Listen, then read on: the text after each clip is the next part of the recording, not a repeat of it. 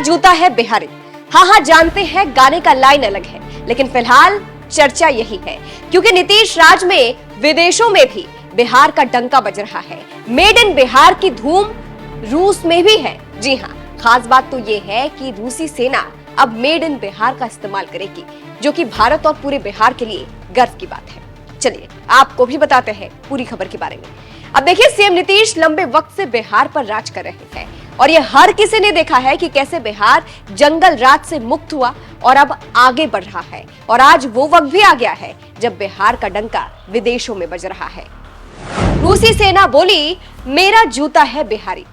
NBT की एक report के मुताबिक आत्मनिर्भर भारत के तहत अब 65% रक्षा उपकरण घरेलू स्तर पर बनाए जा रहे हैं, जिससे इस क्षेत्र में भारत की आत्मनिर्भरता जाहिर होती है।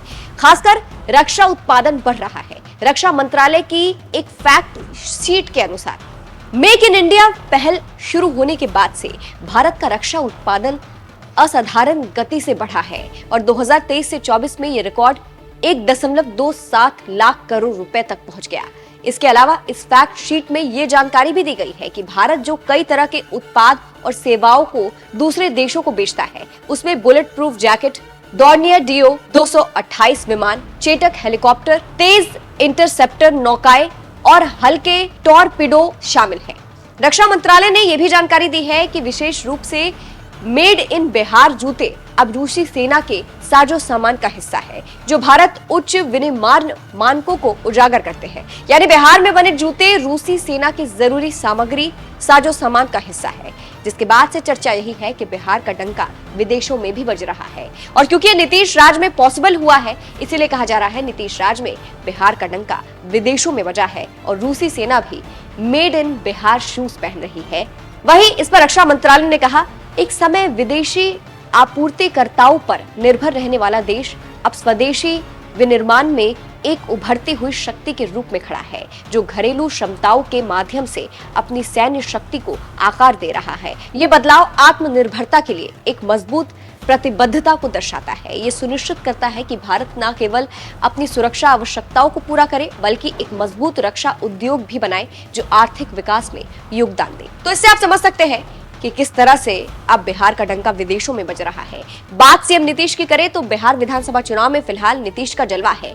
महिलाओं का रुख उनकी तरफ है। एक बार फिर से सीएम नीतीश ही चुनाव में बाजी मार सकते हैं। अंत में आपको सुनाते हैं कि विधानसभा में किस तरह से सीएम नीतीश ने दमदार बयान दिया। इस पूरी खबर को आप कैसे देखते हैं, कमेंट करके अपनी राय जरूर बताइएगा। नमस्कार। पहले क्या स्थिति, शाम में कोई घर से बाहर नहीं निकलता था।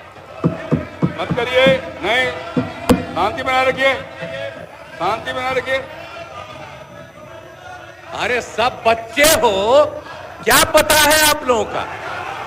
कुछ पता है? जरा प्रेस वाले से पूछ लो।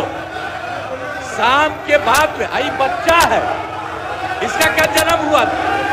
कुछ है? इसे चुपचाप रहो। बैठिए। अगर बोलते रहोगे हम ध्यान नहीं देंगे। आप सुनते हो, शाम के समय जब तक था 25 तक, तब तक शाम के बाद कोई घर से नहीं निकलता था। और आज का क्या हालचाल है और उस समय की क्या स्थिति थी? कहीं आने जाने का रास्ता नहीं था। हम भी केंद्र में मंत्री थे, हम भी एमपी थे। नेता बोल रहा है, शांतिपूर्वक सुनिए। इलाके में जाते थे तो हमको पैदल ही जाकर के सब जगह जाना पड़ता था। कहीं कोई जगह होगा नहीं था, कुछ पता है? यही तो बता रहे हैं। और उसके बाद क्या हाल था?